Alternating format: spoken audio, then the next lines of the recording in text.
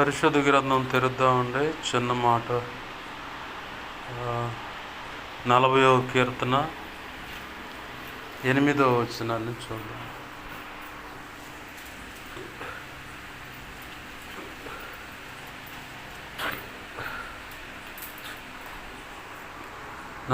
కీర్తన 8వ వచనం. నా దేవా, నీ చిత్తము నెరవేర్చుట నాకు సంతోషము. చిన్న మాట ప్రార్థన చేసుకుందాం. ప్రేమగల మా కన్న తండ్రి యేసయ్యా, నీకు వందనాలు, కృతజ్ఞతాస్తుతులు. మా కన్న తండ్రి, మీరు ఇచ్చిన ఈ లేఖన భాగాన్ని బట్టి కృతజ్ఞతాస్తుతులు. ఈ వాక్యాన్ని కృపతో దేవా, ఈ వాక్యాన్ని నన్ను మమ్మలను నీ సంకల్పంలో ఈ వాక్యం వినటానికి ఎంచుకున్న వారందరినీ కూడా జ్ఞాపకం చేసుకొని వాక్యాన్ని విరవండి. వాక్యము చాటున మీరు దాచి ఉంచిన నీ మనసులో ఉద్దేశించుకున్న సంగతులు ఏమైతే ఉన్నాయో అవన్నీ మాకు అందించండి. మా అందరితో మీరే సూటిగా, తేటగా, స్పష్టంగా మీరు మాట్లాడండి. అంతకంటే ముందుగా నీ మనసులో ఉన్న సంగతులను మీ పక్షం వహించిన మీ దాసుని నోట ఉంచి, మీ దాసుని నోటిని మీ నోటి బోరగా చేసి బలమైన వాక్శక్తినిచ్చి మీ దాసుని మీ సిలువ చాటును మరుగుపరిచి మీ దాసుని ముఖాంతరంలోంచి మీరే మాతో దేవా, మాకు కనబడుతూ మాతో మాట్లాడమని బతిమలాడుతున్నాం. దేవా, ఉపదేశాన్ని అడ్డగించాలని చూస్తున్న దుష్టుడు, వాడి దూతలు, చీకటి అంధకార శక్తులు, మరి ఏ ఇతర పూజలు అందుకుంటున్న ఏవైనా సరే ఉన్నా వాటి ప్రభావం అంతటిని చిల్లంగి, బాలమణి, చేతబడి, క్షుద్రపూలు సంబంధించిన ఏవైనా అడ్డుపడుతున్నా దేవా, వాటికి సంబంధించిన ఏవైనా ఉన్నా వాటి ప్రభావం అంతటిని యేసునామములో నీ మహాపునరుద్ధాన శక్తి ద్వారా నీవు నాకు ఇచ్చిన అధికారం చొప్పున అయ్యా, మేమంతా కలిసి వాటిని బంధిస్తున్నాం, నిత్య నరకంలోకి విసిరి కొడుతున్నాం. అక్కడే ఇప్పుడే యేసునామములో వాటి ప్రభావం లయమైపోవునుగాక.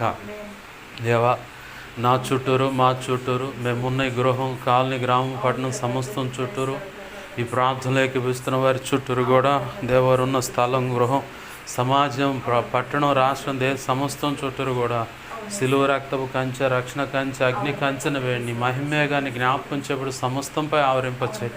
యెషయా 51:16 ప్రకారం నీ చేతి నిడమను దాచిపెట్టు అయా. జ్ఞాపకం చేపడు సమస్తాన్ని దాచిపెట్టు అయా. నీ కనుదృష్టి ముఖాన్ని తేజం అని వెలుగు సన్నిధి కాంతి అయా నాపై, మాపై జ్ఞాపకం చేయబడి సమస్తంపై ప్రకాశింపచే. సర్వోన్నతుని శక్తి జ్ఞాపకం చేయబడి నన్ను, మమ్మలు సమస్తమును కమ్మునుగాక.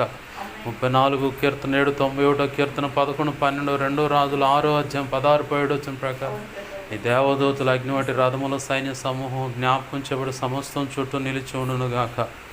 దేవా, మేమున్న ఈ స్థలం, ఈ ప్రాంతాన్ని సినాయి పర్వతంగా చేసి సిలువ రక్తంతో కడిగి అయా, స్తుతి సింహాసనాసనుడివైన నీలోంచి ప్రభావం నలుదిక్కులకు యేసునామములో ప్రభులు వెళ్ళునుగాక.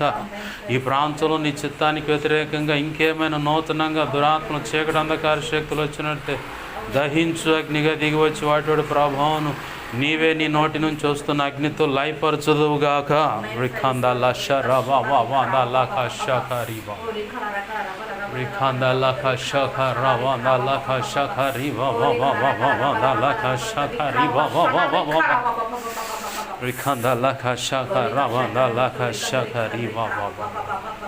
ప్రభువా, కనికరించండి, సహాయం. నీకే స్తుతి స్తుతి స్తుతి స్తుతి స్తోత్రం తండ్రి. దేవా దేవా దేవా దేవా, నీకే స్తోత్రం స్తోత్రం స్తోత్రం స్తోత్రములు తండ్రి. అయ్యా, సహాయం వచ్చే అయ్యా, నీ పక్షం వహించిన నేను బలహీనుని ప్రభు. ఎంత బలహీన నీకు బాగా తెలుసు. నా సమస్త అవిధేయతలు, అతిక్రమ దోషాలు, పాప దోషాలు, ఆజ్ఞాతిక్రమలో క్షమించి నీ సిలువ రక్తం కడిగి పవిత్రపరిచి శుద్ధ జలంతో కడిగి అయా పరిశుద్ధపరిచి నీ ఆనంద తైలాభిషేకం నన్ను ఇంకను గొప్పగా ఉంచి పరిశుద్ధాత్మగ్ను నన్ను పుట్టమే శుద్ధ సువర్ణంగా చేసి పరలోక శుద్ధ సువర్ణ చైలు నన్ను ఇంకను గొప్పగా ఉంచి దేవా, మత్తయి 10వ అధ్యాయం మొదటి వచ్చిన 7-20 వచ్చిన ప్రకారం, అపోస్తుల కార్యం 4:27-37 వచ్చిన ప్రకారం, యెషయా 51:16 ప్రకారం నీ కృప నాకు తెచ్చు. హెస్కేల్ గ్రంథం 2:1-2 వచ్చిన ప్రకారం నన్ను, మమ్మల్ని చక్కగా నీ ఆత్మతో నింపి నిలబెట్టి మమ్మల్తో మాట్లాడిన ప్రభు. ఇర్మియా 1 అధ్యాయం 9, 10, 18, 19 వచ్చిన నీ కృప నాకు తెచ్చు.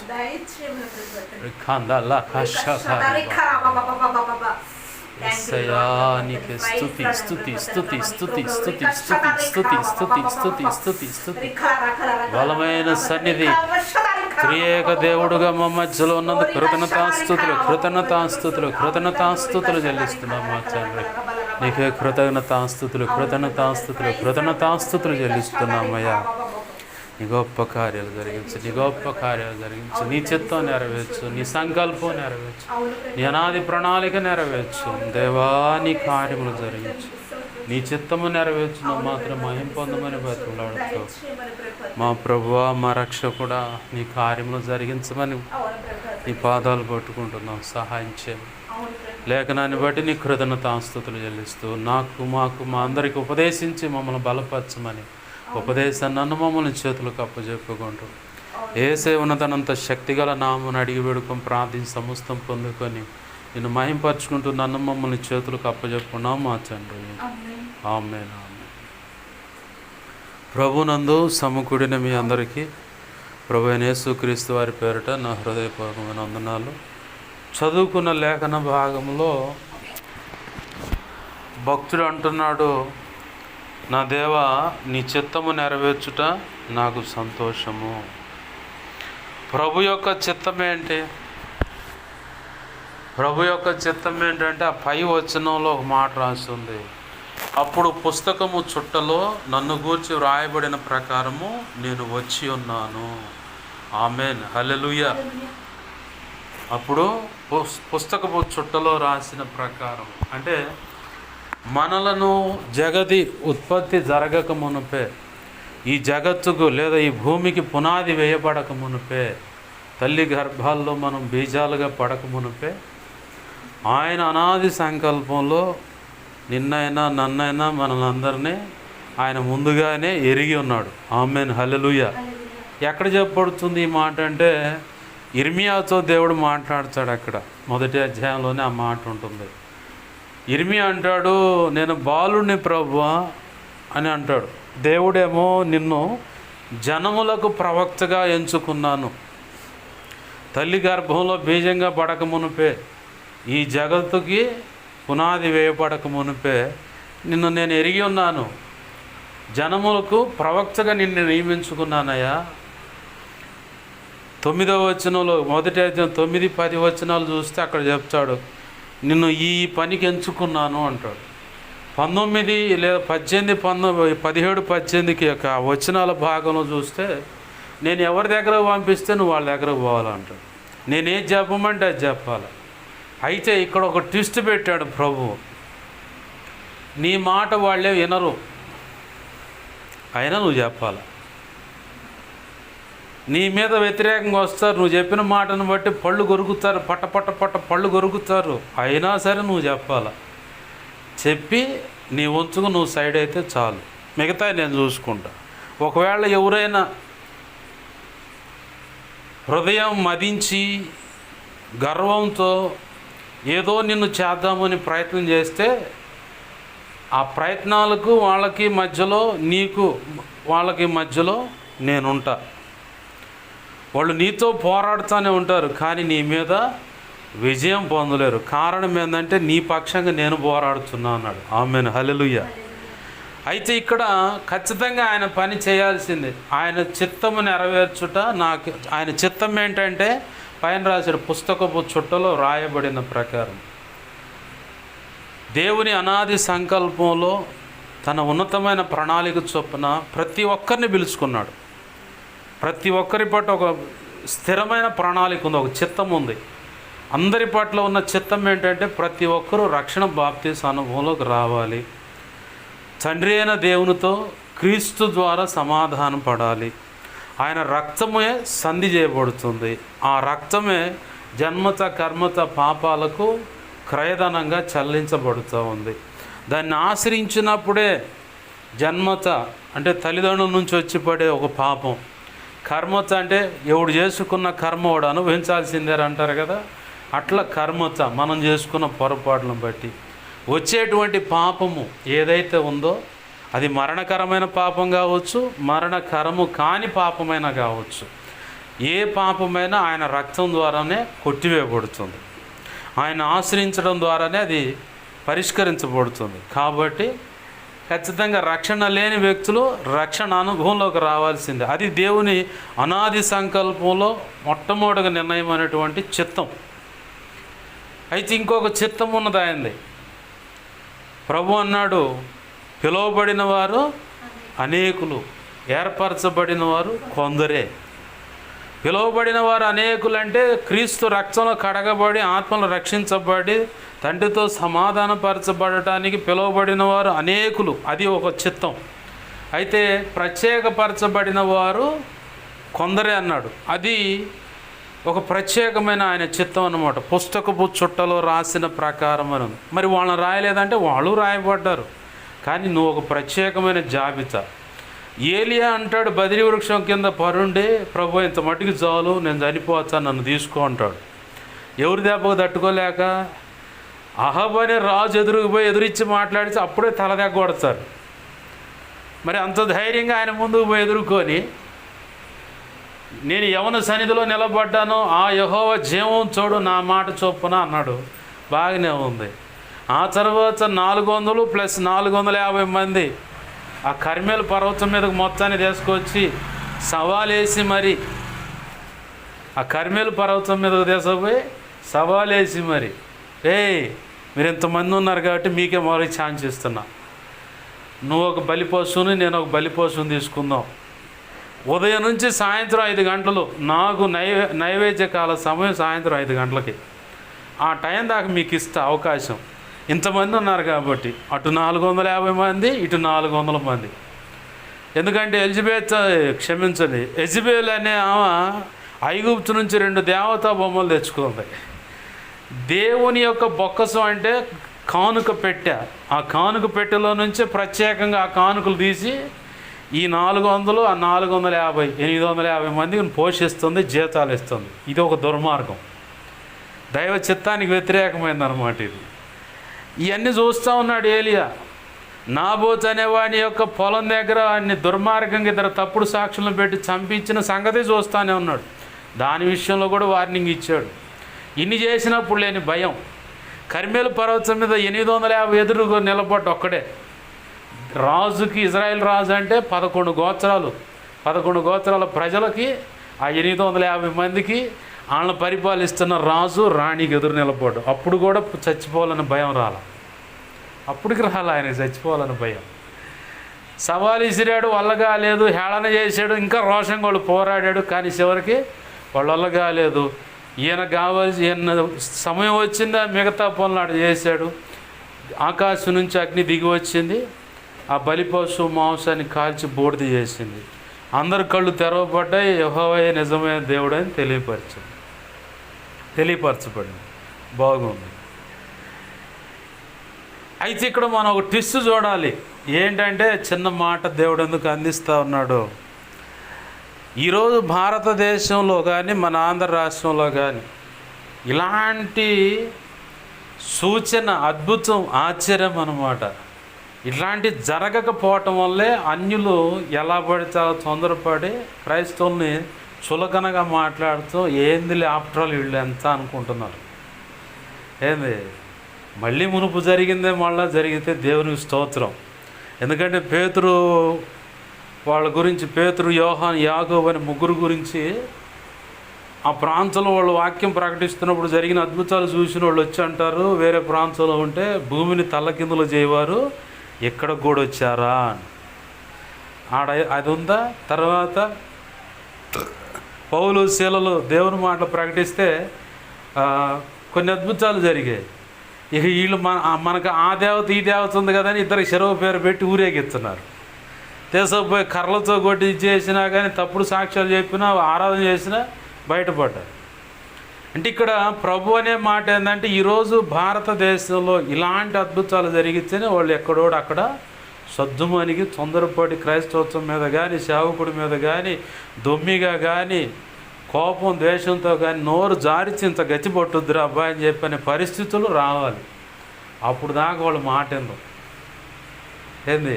ఆనాడు ఏలియా ఒక్క ప్రార్థన చేస్తేనే ఆకాశం నుంచి అగ్ని దిగి వచ్చింది. నేను అదే గతంలో కూడా పబ్లిక్గా సవాల్ వేసా. నీకు నచ్చిన వాడిని నేను గొప్పవాడు నా దేవుడు అని చెబుతున్నావు. సరే, ఆ గొప్పతనం మీద నీకు అంతవట్టుగా ఉండు. ఈర్ష్యగా ద్వేషంగా పక్కనోడి మీద పడి ఇది చేసేలాగా కాదు. ఒకవేళ అవకాశం ఉందా తెలుసుకుందాం అనుకుంటావు, రా, నేను ముందుకు వస్తా. పొద్దు నుంచి సాయంత్రం దాకా అవకాశం ఇస్తా. ఆకాశం నుంచి అగ్ని దిగాల. ఏలియా ఎట్లయితే ప్రార్థన చేశాడో అలా సువార్త చెప్పి ఇలా జరగాల. దమ్మున్నవాడేవాడు ముందుకు రండి, ఇలా చేద్దాం. లేదంటారా, సర్దుకో. నేను చేస్తా. ప్రార్థన చేస్తే నా ప్రభు కృపను బట్టి ఆకాశం నుంచి అగ్ని దిగి వస్తుంది. ఏలియా కాలంలో ఎలా అయితే బలిపశు మాంసాన్ని కాల్చి బోడి చేసిందో అలాగ జరుగుతుంది ఇప్పుడు కూడా యేసునామంలో. నేను చేస్తా. నా ప్రభువుని బట్టి, నా యేసయ్యను బట్టి ప్రార్థన చేస్తా. ఆయన చేస్తాడు ఆ కార్యం. ఏం చేస్తానంటే ప్రార్థన చేస్తానని చెబుతున్నా. ఏంది ఇలా చేసేవాడు ఎవడైనా ఉంటే అవతల వైపు నుంచి రండి అని చెప్పి ఆల్రెడీ షార్ట్ మెసేజ్ ఉంది యూట్యూబ్లో. ఇంతవరకు ఎవరైనా చూశారో లేదో తెలియదు, కానీ వాళ్ళు మాంత్రికులకు కూడా ఒక షార్ట్ మెసేజ్ ఉంది. షట్కంలో నేను కూర్చుంటాను, రా నీకు శాతనైతే. ఫోటోలు బొమ్మలు ఇవన్నీ కాదు, డైరెక్ట్ నేను కూర్చుంటా. అంటే దేవుని యొక్క శక్తిని కనబరిచేటువంటి పరిస్థితి ఈరోజు భూమి మీద, ఈ భారతదేశంలో, ఆంధ్ర రాష్ట్రంలో, ప్రభు చిత్తమైతే మన ప్రాంతంలో అలాంటి పరిస్థితి కనబడలేదు కాబట్టి వాళ్ళు ఇష్టం వచ్చినట్టు వాళ్ళు ఉంటా ఉన్నారు. అలాంటి పరిస్థితి ఈరోజు కనుక ఉంటే ఒక్కడు కూడా బయటికి రాడు, కుక్కిని పేనాలంతే కూర్చుంటారన్నమాట. ఆమేన్, హల్లెలూయా. ఇంత గొప్ప కార్యం ఏలియా ఆ రోజు చేశాడు. చివరికి అయిపోయిన తర్వాత యెజబెల్ అమ్మ వార్నింగ్ ఇచ్చింది, నిన్ను రేపొద్దున కల్లా, రేపు సాయంత్రం కల్లా వాళ్ళల్లో ఒకటిగా చేస్తేనే ఒప్పుకోనున్నది. ఆ వార్నింగ్ ఇని శిష్యుని ఒకసారి పెట్టిండు. ఒక రోజు ప్రయాణం అంతా అడవిలోకి పోయి బదిరి వృక్షం, ఒక బాగా మంచి వృక్షం చూసుకుంటూ ఎండ దెబ్బ తగలకుండా మరి మొత్తానికి ఆ పెద్ద మనిషి కూర్చొని కాడ ఏడుస్తూ ఉన్నాడు, ప్రభు ఇంత అడిగి జాలే, ఇంత అడిగి జాలే. ఆ సందర్భంలో ప్రభు అంటాడు, ముందు తిను అని చెప్పని ఒక దోత వచ్చి పడుకున్నాడిని లేపితే కాల్చి ఉంచిన అప్పము నీళ్ళ బుడ్డి ఉంది, తిండు. మళ్ళీ పడుకుండే అమ్ముడినే. ఎడుగుడినే ఇక ఫిక్స్ అయ్యాడనమాట, ఇక నా వల్ల కాదని చెప్పాను. ప్రభు ఇట్లాంటి పరిస్థితులు ఎవరైనా సేవకులైనా, విశ్వాసులైనా, పరిచారకులైన, సంఘ పెద్దలైనా, లేదు కుటుంబాన్ని నడపలేని పరిస్థితి అనుకున్న, అప్పులు తీర్చలేని ఈ బ్రతుకు ఈ జీవితం నేను కొనసాగించడం చాలా కష్టతరంగా ఉంది అనుకున్న వాళ్ళైనా సరే ఎట్నే వచ్చి ప్రభు ముట్టి తిను ముందు అంటాడు. పస్తులు పడుకునే వాళ్ళు కూడా ముందు తిను, నీ మొహం నీకు ఆరోగ్యం కావాలి తిను అంటాడు. లేదు ఆధ్యాత్మిక ఆహారం కావాలని కూడా బైబిల్ ఎక్కువ చదువు నువ్వు ముందు అంటాడు. ఆడ తిను అనే దాంట్లో 2 పదాలు ఉన్నాయి, 2 అర్థాలు. ఒకటి నీ ఆరోగ్యాన్ని కాపాడుకోవటానికి తినటం ఒక సెక్షను, అలాగనే ఆధ్యాత్మికంగా ఎదగటానికి కూడా హెస్కేల్ గ్రంథం 3వ అధ్యాయంలో 2వ అధ్యాయంలోనూ 3వ అధ్యాయంలో కనపడుతుంది. నీ కళ్ళ ముందు ఏం కనపడుతుంది అంటే పుస్తకం ప్రభువా, దాన్ని తిను, భక్షించు అంటాడు అక్కడ. అది నీ కడుపు మొదటిగా ఎలా ఉంటుంది అంటే చేదుగా ఉంటుంది, ఆ తర్వాత మధురంగా ఉంటుంది అని చెప్పి అంటాడు ప్రభు. అదే మాట మళ్ళీ జకర్యా గ్రంథంలో కూడా ఉన్నట్టుంది ఆ మాట. నీ కళ్ళెదుట కనపడుతున్న ఆ పుస్తకాన్ని తీసుకొని భక్షించు అంటాడు. భక్షించు అనే దానికి ఇక్కడ తిను అనే దానికి లింక్ ఏంటి పాస్ గారు అంటే, నీ ఆరోగ్యాన్ని కాపాడుకోవడానికి శ్రేష్టమైన ఆహారం తినమంటాడు ఒక లెక్క. ఉపవాసాలు ఉందు కానీ ఇంకా ముందున్న కాలం ఉంది కానీ, అయితే కొంతకాలం నీ ఆరోగ్యాన్ని కాపాడుకుంటే కానీ అది కదా ముందుండే ఉపవాసాలకి ఉపయోగపడేది. ఇప్పుడే ఆరోగ్యాన్ని పాడు చేసుకుంటే రేపొద్దున నేను ఉపవాసాలు ఉండలేకపోతున్నాను ప్రభు అంటే నన్నేం చేయమంటావు? మనం చెప్పాక, నీకు గతంలో చెప్పాక, ఆరోగ్యాన్ని కాపాడుకోవటానికి కొంతమటికి ఉపవాసం చాలిక. మితిమించి ఉపవాసాలు ఉంటే నువ్వు నీరసిల్లుతావు, చివరికి బక్క సిక్కిపోతావు. మొన్న మధ్యకాలం ఒక అన్నయ్య చెప్తా ఉన్నాడు, ఒక సేవకుడు సహోదరుడు గురించి. అధికమైన ఉపవాసాలు ఉండటం వల్ల బాగా దుత్తగా ఉన్నవాడు కాస్త సన్నగా అయిపోయిందంట. ఆహారం తీసుకోవటం కష్టతరంగా మారిపోయిందంట. చివరికి సేవకులంతా గద్దించి హాస్పిటల్ ట్రీట్మెంట్ అందిస్తే ఇప్పుడు చివరికి చిన్నగా అడుగు వేస్తే చిన్నగా బలపడుతుంది. ఆ స్థితి ప్రభు కోరుకోలేదు. ఆరోగ్యకరమైన ఉపవాసాలు ఉండాలి. కఠినమైన ఉపవాసాలు నేను ఉపవాసాలు ఉంటా, కానీ ప్రభు చెప్పాడు ఆరోగ్యాన్ని కాపాడుకో. నన్ను అభిషేకించిన దైవజన వల్లే దీర్ఘకాలం ఉపవాసాలు ఉండాలని కోరుకున్నా. ఆ కోరుకున్నప్పుడు కూడా దానికి టైం ఉంది, కొద్దిగా ఆగండి. అయితే మెట్టుకు నువ్వు ఆరోగ్యాన్ని కాపాడుకోండి. సరే ప్రభు అని చెప్పి అట్లనే ఆయన చెప్పినట్టు అడుగులేస్తా, ఆయన చెప్పినప్పుడు ఉపవాసాలు ఉంటే నడుస్తూ ఉంది బండి. అయితే ఇప్పుడు భక్షించనే దానికి ఇక్కడ తిను అనే అప్పం తిన్నాడు, కాల్చబడిన అప్పం తిన్నాడు. దానికి రెండు అర్థాలు ఏంటంటే, ఒకటి నీ ఆరోగ్యాన్ని కాపాడుకోవడానికి నువ్వు ఆహారం, మేలైన ఆహారం తినాలి. రెండవది ఏంటంటే అతిగా ఉపవాసాలు ఉండకుండా జాగ్రత్తగా ఉంటా. రెండవ విషయం ఏంటంటే నీ ఆధ్యాత్మిక జీవితం పరిపక్వతలోకి రావడానికి, బలం కలిగి ఉండటానికి కూడా వాక్యం అనే ఆహారం నువ్వు తినాలి. అంటే చదవాలి.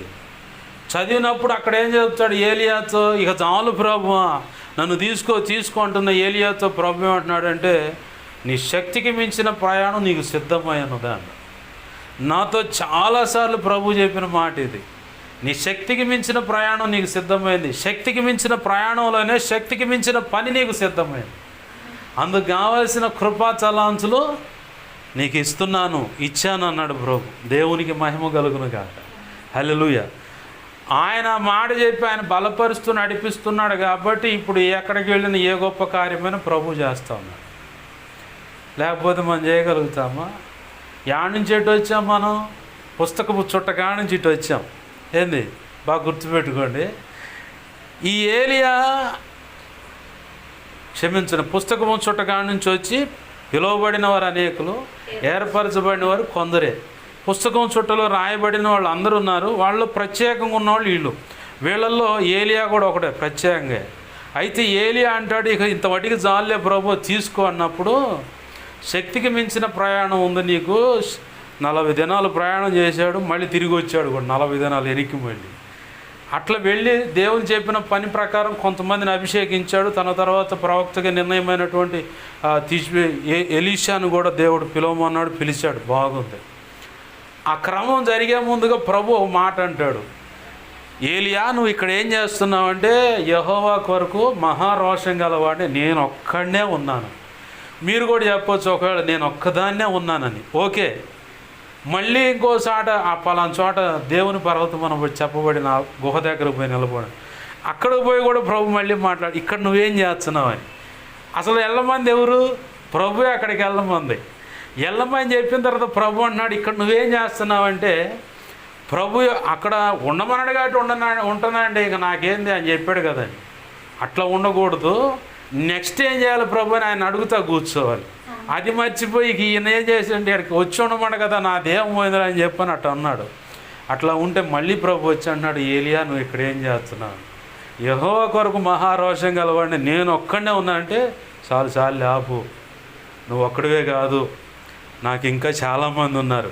అయినా ఇప్పుడు మనం అసలు మేటలోకి వచ్చాం. పిలువబడిన వారు అనేకులే, ప్రత్యేకపరచబడిన వాళ్ళు కొందరే. ఆ జాబితాలో అక్కడ ప్రభు అంటాడు, నువ్వు ఒక్కడవే కాదు, నాకు చాలామంది ఉన్నారు, కానీ నువ్వు ఒక్కడు మాత్రమే ప్రత్యేకం, నువ్వు ఒక్కదాని మాత్రమే ప్రత్యేకం. అసలు నాకెందుకు పెడతారు ఇంత తగలాటం, ఇంత వేదన, ఇంత బాధ, హృదయంలో అంత ఆవేదన? ఒక వ్యక్తి జారిపోతే, ఒక వ్యక్తికి రక్షణ పొందకుండా కాలం చెల్లిపోతే, ఒక వ్యక్తి చూస్తా రక్షణ పొందే విచ్చలవిడిగా తిరుగుతూ ఉంటే, ఒక వ్యక్తి దేవుడు అనుకున్న పనికి రాకపోతే, ఒక వ్యక్తి, ఒక కుటుంబం ఒక చిన్న భిన్నమైపోవటం, ఇలా ఎందుకు? నాకెందుకు ఇంత భారం పెట్టాడంటే, నువ్వు కాబట్టే అక్కడ నిలబడి ఆయన అనుకున్న పని చేయగలవు కాబట్టి. నేను చాలా సందర్భాల్లో నేను కూర్చొని ఏడ్చాను, నాకెందుకు పెడుతున్నాను ఇవన్నీ, అసలు నాకెందుకు తీసుకొస్తున్నావు ప్రభు అంటే, నాకు అప్పుడు ఇర్మియా గుర్తు చేశాడు ప్రభు. ఇర్మియాకి ఏం పేరు పెట్టాడు దేవుడు? కన్నీటి ప్రవక్త. అయ్యో నా ప్రజలు నశించిపోతున్నారు బోర్ని ఏడుస్తా కూర్చుంటారు ఆయన. ప్రభు చెప్పాలి ఆ సంగతి ఆయనకి. కానీ నశించిపోతున్న వారి విషయంలో ఈ వ్యక్తి మాత్రమే కరెక్ట్గా ఆయన అనుకున్నట్లుగా, ఎవరు సమీపించరాని తేజస్సులో తండ్రి అయిన దేవుడు, కుమారుడైన దేవుడు, పరిశుద్ధాత్మ దేవుడు, త్రియేక దేవుడుగా ఉన్న ఆయన ఎలా మనసు ఈ వ్యక్తి విషయంలో, ఈ కుటుంబం విషయంలో, ఈ నశించిపోతున్న ఆత్మల విషయంలో, ఈ సమాజం విషయంలో, ఈ జిల్లా, రాష్ట్రం, పట్టణం, దేశం, ప్రపంచ దేశాల్లో ఉన్న క్రైస్తత్వం విషయంలో జరుగుతున్న దాడుల విషయంలో ఈ ఒక్క వ్యక్తి హృదయం మాత్రమే నేను అనుకున్నట్లుగా నేను ఎలా అయితే స్పందిస్తున్నానో అలాగా స్పందించగలుగుతుంది అలాగ స్పందించగలుగుతాడు అనుకున్నాడు కాబట్టి నీ హృదయాన్ని ఆయన ప్రత్యేకం కోరుకొని కదిలిస్తున్నాడు. అంటే ఈ అల్పురాలు, ఈ అల్పుడు మోకరించి ప్రార్థన చేస్తే అంత గొప్ప కార్యం జరుగుద్ది అంటే జరుగుద్ది. మీ ఎదుటి నిలబడ్డ ఈ అల్పుడు మనసులో మూడు రోజులు తుఫాను జరుగుతూ ఉంది, తుఫాను నడుస్తూ ఉంది. మొదటి రోజు అయిపోయింది, రెండో రోజు తుఫాను. కట్టుకోవడానికి బట్టలు లేవు, వాషింగ్ మిషన్లో బట్టలు వేయాల. ఆకాశం వైపు చూస్తా, ప్రభువా ఇదిగో ఈ ప్రాంతం వాటికి వాతావరణాన్ని నీ అదుపులో తీసుకో, నేనున్న ఈ ప్రాంతం వాటికి ఎండ రావాలా, ఇక్కడ కురిసే వాన పక్కకు పోవాలా, నా బట్టలు వేసుకొని అంత అయిపోయిన తర్వాత మళ్ళీ ఆగిన వాన మిగతాది మొత్తం కలిసి ఇక్కడ కురవాలా. మనసులు అనుకొని వాషింగ్ మిషన్ బయట పెట్టుకొని నా పని నేను చేస్తూ ఉన్నాను, బట్టలు ఆరేసుకుని. అంతా అయిపోయింది, బట్టలు ఇంచుమించుగా 90% ఆరినాయి. ప్రభు అన్నాడు, వర్షం వస్తుంది, ఈ బట్టలు మొత్తం తీసుకెళ్ళి ఇంట్లో ఆరేసుకోపోవాడు. ఇంకా అవకాశం లేదా ప్రభు అంటే, లేదు 90% ఆరినాయిగా, ఇంకా తీసుకుపో లోపల. ఈ అల్పుడు మనసులో అనుకుంటే ఆయన ఎందుకు అంగీకరించాలి? మన విశ్వాసాన్ని బలపరచడానికి కూడా, ఆయనతో ఇంకా కట్టబట్టడానికి కూడా చిన్న చిన్న ప్రార్థనలే మనసులో అనుకుంటేనే అక్కడ జరుగుతూ ఉంటాయి కొన్ని. నేను ఎవడన్నా మీడియాలోకి పోతా ఉంటే ఇటు ఆడ పడచడం అనుకుంటే నా కళ్ళ ముందే పడుతూ ఉంటారు. అప్పు తొందరపడి అనుకోకూడదు మనసులో అనుకునేవాడిని. ఈ అల్పుడు ఎందుకు పనికిరావు? మనం కుటుంబంలో లెక్కలేని పరిస్థితి, ఏందంట ఈడు ఏందంట ఏమని చెప్పని లెక్కలేని తనంగా మాట్లాడతారు.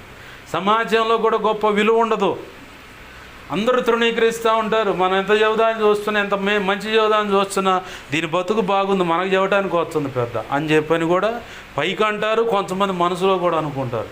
అయినా సరే నిన్నే ప్రత్యేకంగా ఎందుకు కోరుకున్నాడంటే, 1 కొరింథీ పత్రిక 1వ అధ్యాయంలో ఆడ ఉంటుంది, 26, 27, 28 వచ్చిన అల్లట్టుకుంటా. ఎన్నిక లేని వాళ్ళని, తృణీకరింపబడిన వాళ్ళని కొందరు లిస్ట్ ఆడు చెబుతాడు.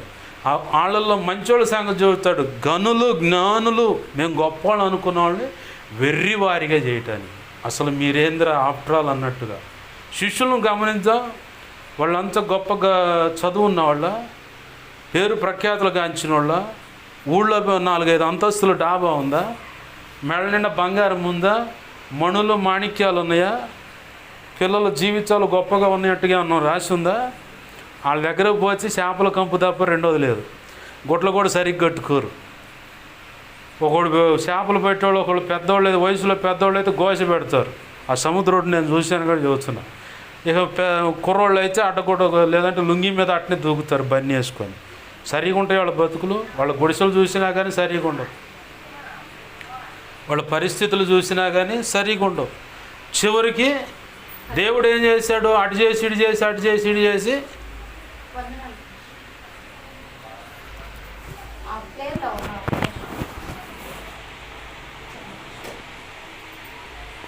చివరికి అటు చేసి ఇటు చేసి ఏం చేశాడు దేవుడు?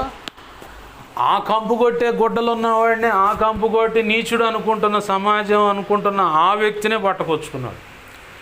ఇవాళ ఒకవేళ మన ఈ మాటలు వింటున్న ఎవరికైనా ఇప్పుడు కానీ తర్వాత అయినా వింటున్న వాళ్ళు, అయ్యా నా జీవితం అంతా పాడైపోయింది, నా బ్రతుకంతా చెల్లా చెదురైపోయింది, నా జీవితానికి ఒక విలువ దిక్కు ఉందా అంటే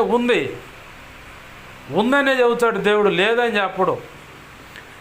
లోకమంతా ఒక దరై నీ వైపు అందరు చేతులెట చూపించి, నువ్వు అట్ట నువ్వు ఎట్ట, అది ఇది, నీ బతుకెట్ట, నీ తల్లిట్ట, నీ కుటుంబం ఎట్ట, నీ తండ్రి ఎట్ట, నీ తోడబుట్టినోళ్ళు అట్ట, మీ నాన్నోళ్ళు, మీ అమ్మోళ్ళ నాన్నోళ్ళు అట్ట, మీ నాన్నోళ్ళు ఎట్ట, ఆ కుటుంబం ఈ కుటుంబం ఇట్లా దరిద్రంగా ఉంది. ఒకప్పుడు మీ జీవితాలు ఇంతే, ఈ రక్షణ పొందిన తర్వాత మీరు ఏం మారారు, ఇట్లయినా మీ జీవితాలన్నీ నాశనం అయిపోయి ఇంకా జావలేదా, ఇట్లా రకరకాలకు దుమ్మెత్తిపోయినాయి. నా ప్రభు అంటాడు, నిన్ను పిలిచిన ఆ పిలుపు ప్రకారమే చూస్తాడు. నిన్ను ఎలా అయితే పిలిచాడో అలానే పిలుస్తాడు ఆయన, అలాగనే చూస్తాడు. ఆ మధ్యకాలంలో ఒక అన్నయ్య సేవ పిలుపు ఉంది, మాకంటే సంఘంలో సీనియరు, వందనాలు పాస్టర్ గారు అంట. ఆ మాట అనమాకున్నా అన్న. ఏమైందన్నా అన్న. నేను కరెక్ట్గా లేనా అన్న. అవునా, ఏం చేసిపోయినా? మందు తాగుతా నేను వారం తాగు, నాకేందన్న. నేను అమ్మాయి దగ్గర కూడా అట్లా ఇట్లా పోతాను, నాకేందన్న. అంటే ఇన్ని నీచంగా ఉంటున్నా కానీ నేను పాస్టర్ గారి లాగానే నీకు కనపడుతున్నానా అంటే, అవునన్నా. ఇప్పుడు మందు తాగితే నాకేమన్నా నష్టమా? దేవునికి ఏమన్నా నష్టమా? నువ్వు పాపం చేయడానికి ఒక ఆడకూతురు దగ్గర పోతే దేవునికి నష్టమా? సంఘానికి ఏమన్నా నష్టమా? నాకేమన్నా నష్టమా? నీకే నష్టం అది. ఇప్పుడు దేవుడు అంత నీచమైన పరిస్థితిలో ఉన్నప్పుడు కూడా నన్ను అప్పుడు చూసినట్టే చూస్తాడంటే చూస్తాడు. చూశాడు కాబట్టి తప్పిపోయిన కుమారుడు తండ్రి అని చెప్పని వెనక్కి తిరిగి వస్తా మా నాన్నతో ఈ మాట చెప్పాలి, నాన్న నీకు పరలోకానికి వ్యతిరేకంగా అడుగులు వేసాను, నేను తప్పు చేశానయ్యా, ఇదిగో నన్ను క్షమించు, ఇదిగో నీ కాడ పని వాళ్ళు చాలామంది ఉన్నారుగా, వాళ్ళలో ఒకడుగా నన్ను ఉంచుకో, నాకు జీతం చాలు, నేను ఆడబడి ఉంటాను, నాకు చాలు నాన్న అని చెప్పని మనసులో అనుకుంటా వచ్చా ఉన్నాడు. అల్లంత దూరంగా చూశాడో లేదో తండ్రి. కొడుకు పరిగెత్తిండా, తండ్రి పరిగెత్తిండా? తండ్రి పరపర పరిగెత్తుకుంటా పోయి మురికి పట్టుంది, బట్టలు మడ్డి కొండు, స్నానం లేదు, జుట్టంతా చింపిరికి ఉంది, చెప్పులు కాళ్ళకు చెప్పులు లేవు, చండాలంగా ఉండవు. ఇవన్నీ చూశాడా? నీచుడా, వచ్చినప్పుడు నా దగ్గర నుంచి పోయేటప్పుడు ఎట్టున్నావురా, ఇప్పుడు ఎట్టున్నావు, ఆ బట్టలతోనే రా నేను యాక్సెప్ట్ చేస్తాను, లేకపోతే నేను యాక్సెప్ట్ చేయను అన్నాడా? అసలు ఏం చూడలా, మాంసంగా పడి మెడ మీద పడి ముద్దులు పెట్టుకుంటా నాన్న అంటే అసలు ఏమేనట్లు ఆయనక తిరిగి వచ్చి పని వాళ్ళతో చెబుతున్నాడు, ఈ నా కుమారుడు తప్పిపోయి మరలా తిరిగి తప్పిపోయి చనిపోయి మరలా బ్రతికి వచ్చి ఉన్నాడంటే రక్షణలో కూడా కొన్ని పొరపాట్లు అడుగులు పడ్డా తిరిగి సరి చేసుకోవడానికి అవకాశం ఉందని ఆడు చూపిస్తూ ఉన్నాడు. అన్నతో చెప్పా, దేవుడు నిన్నే పిలుపుతో పిలిచాడు, ఆ పిలుపుతోనే నన్ను చూడమని చెప్పాడు, అదే చూపుతో నేను చూస్తాను. ఒకవేళ నీచంగా పోతే నీకే నష్టం, నాకే నష్టం కాదు. సరి చేసుకొని ఆయన దగ్గరకు వస్తే అప్పుడు నీకు లాభం, నాకేం లాభం కాదన్నా. దేవుడు అనుకున్న పని జరిగించుకుంటాడు. ఆయన అదే దృష్టితో చూస్తూ ఉంటాడు. చాలామంది ఏం చేస్తారంటే, ఆయన చిత్తం నుంచి పక్కకి వెళ్ళిపోయాను కదా, ఆయన అనుకున్న దాని విషయం నుంచి బయటకు వచ్చేసాను కదా, ఇప్పుడు నన్ను మళ్ళీ అంగీకరిస్తాడా ప్రభు అంటే, తప్పిపోయిన కుమారుడికి ఇచ్చిన అవకాశం నీకెందుకు ఇయ్యడు? దేవుడు మరి నాకు మొదట్లో నాకు నిర్ణయించిన ఆ స్థానం నాకు మళ్ళీ ఇస్తాడంటే ఇస్తాడు, ఖచ్చితంగా దేవుడు ఇస్తాడు. ఆయన చెప్పిన మాటల మీద ఆలోచన పెడితే ఖచ్చితంగా అన్నీ అర్థమవుతాయి.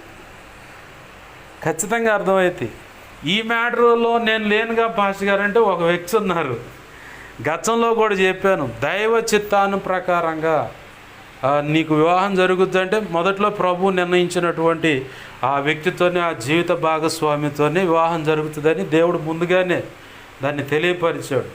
ఇది అర్థం కాక కూడా చాలామంది దైవ చిత్తం అంటే ఇంకేమైద్దో దేవుడు నిర్ణయించిన వ్యక్తి అని ఇంకెవరు అని చెప్పని జుట్టు బీక్కుంటూ ఉంటారు కూర్చొని. నీకు మదన పడటం ఎక్కువైపోద్ది, ఆలోచించటం ఎక్కువైపోద్ది. దేవుడు నిర్ణయించింది ఖచ్చితంగా ఇస్తాడు. దైవ చిత్త ప్రకారం వివాహం జరుగుతుందంటే ఆయన ముందుగా ఏది నిర్ణయించాడో దాని ప్రకారం జరుగుద్ది వివాహం.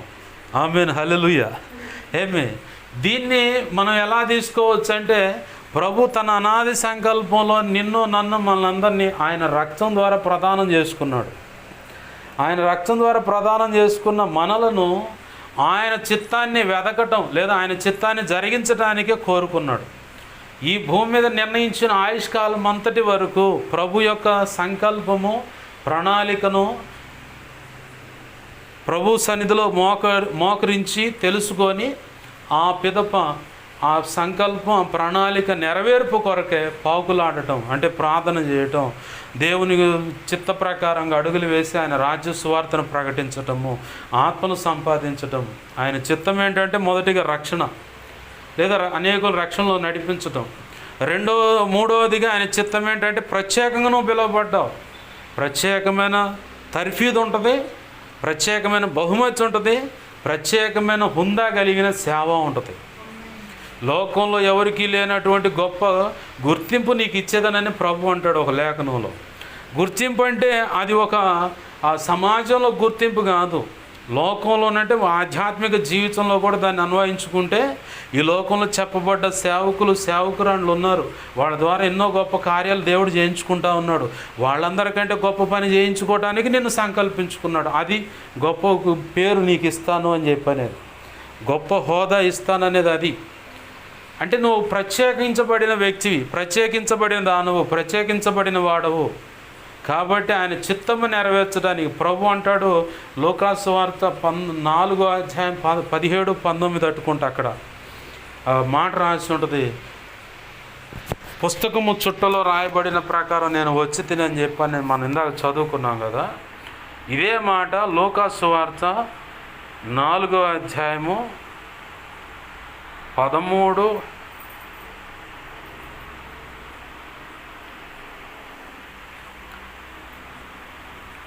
17వ వచనం కాడి నుంచి చూస్తే లూకాసు వార్త 4వ అధ్యాయము 17వ వచనం కాడి నుంచి, ప్రవక్త అయిన యెషయా గ్రంథం ఆయన చేతికి ఇయ్యబడిను. ఆయన గ్రంథం ఇప్పగా, ప్రభు ఆత్మ నా మీద ఉన్నది, పేదలకు సువార్త ప్రకటించుటగా ఆయన నన్ను అభిషేకించును. చెరలోనున్న వారికి విడుదలను, గుడ్డి వారికి చూపును కలుగునని ప్రకటించుటకును, నలిగిన వారిని విడిపించుటకును, ప్రభు హితవత్సరమును ప్రకటించుటకును ఆయన నన్ను పంపి ఉన్నాడు అని వ్రాయబడిన చోట ఆయనకు దొరికాను. ఆయన గ్రంథము చుట్టి పరిచారకులు ఇచ్చి కూర్చుండెను. సమాజ మందిరము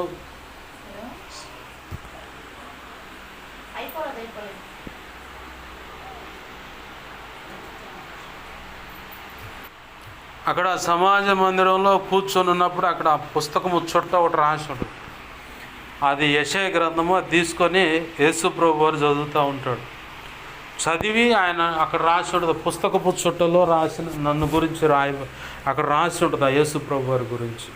అలాగని ఇప్పుడు మనతో కూడా దేవుడు మాట్లాడుతుంది. ఆయన చిత్తం ఏంటంటే అక్కడ లూకాసు వార్త 4వ అధ్యాయం 16-19 వచనాల భాగంలో రాయబడిన మ్యాటర్ మనం ఇప్పుడు చదివాం.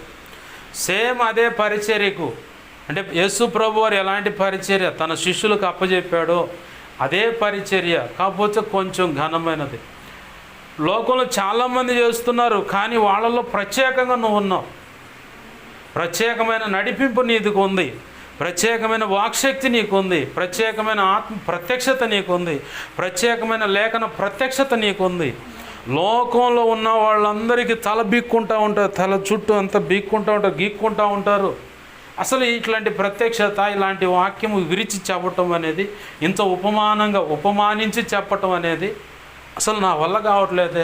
ఈ అమ్మాయికి ఎలా వచ్చింది, ఇతనికి ఎలా వచ్చింది అని చెప్పని వాళ్ళు నివ్వురిపోయి ఆశ్చర్యపోవటమే కాదు, కొంతమంది ఏమో నీ ద్వారా అందుకుంటున్న హితబోధ ప్రజలు అందుకుంటున్నారు, ఆ బోధను వింటూ నిన్ను వెంబడిస్తారు కొంతమంది. అలాగనే ఆ బోధ విని కొంతమంది పళ్ళు కూడా గురుగుతారు. పరిసయ్యులు, సద్దుకాయలు, ధర్మశాస్త్రోపదేశకులు అనేటువంటి ఒక బ్యాచ్ ఉంది. ఆ బ్యాచ్ ఎవరంటే స్వనీతిని ఆధారం చేసుకొని మాకు లేఖన పరిజ్ఞానము గలదు, ఆఫ్టర్ ఆల్ ఈమెంత, ఆఫ్టర్ ఆల్ వీడెంత అని చెప్పని గర్వించిన హృదయంతో తిరస్కార బుద్ధి కలిగినటువంటి వ్యక్తులు కొంతమంది క్రైస్తవ లోకంలో సేవకుల రూపేణ స్త్రీలలో పురుషుల్లో ఉన్నారు. వాళ్ళు మాత్రం నువ్వు చెప్పే బోధన బట్టి పట్ట పళ్ళు కొరకటమే కాదు, అసలు ఈ వ్యక్తిని లేకుండా చేద్దామన్నటువంటి పగతో కూడా తిరుగుతూ ఉంటారు. అయినా ప్రభు నిన్ను పొరపాటును కూడా వాళ్ళని సమీపించనీయడు. అంటే అర్థం ఏంటంటే, సౌలు దావీదు చేసిన పనిని బట్టి ఇతనికి జాతకాల 40 రోజులు దాక్కోండు రాజ్యంలో, రాజకోటలో సైన్యాన్ని మాత్రం గొలియాతు ఎదురు పెట్టిండు. వాడు మాత్రం వచ్చి వదిలిపెట్టకుండా పొద్దున సాయంత్రం రంకెలేయటం పోవటం, వాడు వచ్చినప్పుడల్లా గడగడ రాజుతో సహా వనకటం. ఆ పరిస్థితుల్లో దావీదుని ఎందుకు యెషయా దేవుడు ప్రేరేపించిన విధానం ఇక లేదు, సౌలుతో అవకాశం అని చెప్పని దావీదును ముందుకు తెచ్చాడు. దావీదును నడిపించాల్సిన సమయంలో దావీదును తీసుకొని వస్తా ఉన్నాడు దేవుడు. ఈ నడిపింపు అర్థం కాక సౌలు ఏం చేశాడంటే ముందు సహకరించాడు. గొలియాతును పోయి దావీదు పడగొట్టాడు, తల తెచ్చాడు. గొలియాతు యొక్క ఖడ్గాన్ని గుర్తుగా తెచ్చుకున్నాడు. దావీదు గుర్తుగా తెచ్చుకున్నాడు, నాకు కావాలని తెచ్చుకున్నాడు. బాగానే ఉంది. ఈ పక్కన వాళ్ళు చేసిన పనికి ఈయనకు పట్టింది ఎర్రి. దావీదుకి సౌలుకు 1000 కొలదీయును, దావీదుకు 10,000 కొలదీయును జై జయలని చెప్పని పాట పాడారు. ఆ దెబ్బతో ఈర్ష్య ద్వేషాలు పుట్టి దావీదుని ఎలా అయినా సరే లేకుండా చేయాలని పగబట్టి మరి అవకాశం దొరికిన కాడల్లా ఏదో చేయాలని ప్రయత్నం చేశాడు. చివరికి దావీదు యొక్క మామగా మారాడు. తర్వాత సౌలు ఈ గుహలో దాక్కున్నాడు, తలవాల్చి నిద్రపోతూ ఉన్నాడు. దావీదు అక్కడికి వచ్చి ఆయన వస్త్రపు చెంగును కోసాడు, నీళ్ళబుడ్డి తీసుకొని పోయి దొరకనంత దూరంగా కేక కంది ఇదిగా అల్లంత దూరాన్ని ఉండి ఓయ్ అని కేకలేసి, ఈ రాజు దగ్గరికి ఎవరు వచ్చారు ఎవరు పోయారో అసలు గమనించవా, ఏం చేస్తున్నానని చెప్పి పక్కనున్న పనివాడిని అన్నాడు. ఇదిగో వస్త్రపు చెంగు కోసాను, ఇదిగో నీళ్ళ బుడ్డి నా దగ్గర ఉన్న సాక్ష్యం అన్నాడు వచ్చినట్టుగా. కానీ ఈ వస్త్రపు చెంగు కోసేటప్పుడు దావీదు గుండె అట్ట కొట్టుకుందట, తప్పు చేస్తున్నాను నేను అని. అభిషేకించబడిన వాని యొక్క వస్త్రం చెంగు, యెహోవా చేత అభిషేకించబడ్డాడు. ఆ వస్త్రపు చెంగు నేను కట్ చేశానని చెప్పి గుండె కొట్టుకుందట. అంత నీతిగా యథార్థంగా దావీదు నడుస్తూ ఉన్నాడు. దేవుని సంకల్పానుగుణంగా దావీదు తన పని తను చేసుకుంటూ వెళ్తూ ఉన్నాడు. చేయాల్సిన అప్పట్లో రాజ్య పరిపాలన, ఇప్పుడు సేవ. అయినా సరే కొంతమంది అంటే సౌలు లాంటి స్వభావం కలిగిన కొంతమంది, సౌలు నాయకుడిగా ఉంటే సౌలు వెనకాల అదే మాటకు అనుగుణంగా నడిచేవాళ్ళు కూడా అట్లాంటి బ్యాచ్ ఈరోజు సేవక గణ రూపేణ మనం సత్య సంబంధంగా పోరాడుతుంటే, సంస్కరణని పోరాడుతుంటే, సర్వసంపూర్ణ సత్యం ఇదైనా పోరాడుతుంటే నీ బోధలు తేడాగుందని చెప్పినప్పుడు అవతలోడికి నచ్చదు. పరిసయ్యులు, సద్దుకయ్యులు, ధర్మశాస్త్రోపదేశకులు, సౌలు వాళ్ళ వెనకాల నడిచే బ్యాచ్ అనమాట ఇదంతా. ఇట్లాంటి వాళ్ళు పళ్ళు కొరకడానికి ప్రయత్నం చేస్తారు కానీ, ఏదో చేయాలని ప్రయత్నం చేస్తారు కానీ ప్రభు వాళ్ళ చేతికి నిన్ను నన్ను మనల్ని అందనీయడు. ఆయన దాగు చోటు మనకు దాగు చోటుగా ఉన్నాడు. ఎమ్మడిని ఆయన రెక్కల కింద తీసుకెళ్తాడు. లేదంటే కెయిలా పట్టణంలో ఉన్న వాళ్ళు నన్ను అందిస్తారా సౌలు కంటే అందిస్తారు, పారిపో నీకు నచ్చిన కాడికని ఇట్లా ఆలోచన చెప్పి తప్పిస్తూ ఉంటాడు ప్రభు. లేదు ఇక ఆయన రంగంలో దిగి ఏదో తేల్చాలనుకున్నప్పుడు ఇక ఆయన దిగి అవతల వ్యక్తిని ఉంచటమా, ఏదో ఒకటి చేయటమా, ఇది జరిగితే వీడు మాట్లాడాడు అనుకుంటే ఆ నష్టం చేస్తాడు. లేదు ఇక టికెట్ కన్ఫర్మ్ అంటే ఆర్టీసీ బస్సులో కనుక పలానా ఊరికి పోవాలని చెప్పి టికెట్ కొట్టినట్టు టికెట్ కొట్టి చించేస్తాడు అనమాట. పోరా ఇంక నువ్వు పనికిరావు అని, పోమా ఇక నువ్వు పనికిరావు పో అని చెప్పి నీ ద్వారా ఆయన అనుకున్న పని మాత్రం ఖచ్చితంగా చేయించుకుంటాడు. ఇంకొక విషయం మాకు గుర్తుపెట్టుకోవాలా, ఆయన చిత్తం దేవా నీ చిత్తం నెరవేర్చడం నాకు సంతోషం అన్నాడు. దావీదు తన చిత్తాన్ని, దేవుని యొక్క చిత్తాన్ని వీడి పక్కకు పోయినప్పుడు దెబ్బలు పడ్డాయి దావీదుకి. బెర్షెబాను మోహించాడు, దగ్గర తీసుకున్నాడు, ఆమెతో వెళ్ళాడు, అంతటితో బాగుండే. కాకుండా ఆమె అందానికి ముగ్ధుడై ఎట్లయినా ఈ అమ్మాయిని నా భార్యగా చేసుకోవాలని ఉరియాని నీతిమంతుని పక్కా ప్రణాళిక రచించి మరి చంపించాడు. ఆ నేరాన్ని బట్టి 4 పిల్లలు చనిపోయారు. ఆ 4 గొర్రెలు ఇచ్చుకోవాలని దావీదే చెప్పాడు. ఆ మాట నాతాన్ అనే ప్రవక్త ఒక కథగా చెప్పినప్పుడు, ఎవడోడు మరణానికి పాత్రుడు 1కి 4 ఇచ్చుకోవాలి అన్నాడు. ఆ వ్యక్తి ఎవరో కాదు నువ్వేనన్నాడు నాతాను ప్రవక్త. వెంటనే సాగిలు పడి క్షమాపణ అడిగాడు, నువ్వు తప్పించబడ్డావు అన్నాడు. దేవుడు చేయాలనుకున్న, దేవుడు చేయమన్న పని చేయకుండా పక్కకి వెళ్ళినప్పుడు దెబ్బలు పడ్డాయి దావీదుకు కూడా. అయితే తన బ్రతుకు కాలం అంతా ఇక అలాంటి పొరపాటు, ఏ పొరపాటు కూడా చేయలేదంట దావీదు. అదే దావీదు ఒక మాట అంటాడు, శ్రమనందక మునుపు నా ఇష్టం వచ్చినట్టు తిరిగా. ఎప్పుడైతే శ్రమ పొందానో నీ కట్టడలను నేను తెలుసుకోవటానికి, నీ మార్గంలో నడవటానికి నాకు ఆ శ్రమలే మేలైనవి అయ్యా అని. ఆ శ్రమలే నాకు మేలైనవి. ఒకవేళ మనం అనుకోవచ్చు దావీదుకు మళ్ళీ అంతా బాగున్నప్పుడు ఎలా పడితే అలా అడుగులు వేసి దారి తప్పిన పరిస్థితి ఉంటే, ఖచ్చితంగా దేవుని సంకల్పంలో ఉన్నామంటే, అది ప్రత్యేకమైన సంకల్పంలో ఉన్నామంటే ఆయన రావాల్సిన రీతిగా వచ్చి ఇవ్వాల్సిన ధరువు ఇచ్చే, అవసరమైతే మరణ పడకల దాకా కూడా తీసుకుపోతాడు ఆయన.